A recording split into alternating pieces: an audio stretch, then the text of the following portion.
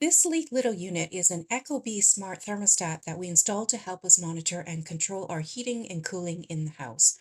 You can connect it to your Wi-Fi and then control the settings directly from any Android or iOS device. And of course, you can also control it directly on the unit, which we'll show you. This thermostat works with both our heat pump as well as our furnace. If you want to view or adjust the settings directly on the unit, the display is actually touchscreen. The default display will show you the current temperature along with humidity, and you can also adjust the temperature and then set it at a holding level. When you press the top left icon, it displays the weather for the location you set it for and also provides the current date, the probability of precipitation during the morning, afternoon, evening, and overnight. You can scroll further to get the full 5-day forecast, including the daily highs and lows. And to return to the main menu, just press the top left arrow icon.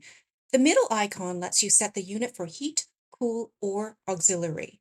Then back to the main menu, the top right icon launches you into additional system settings.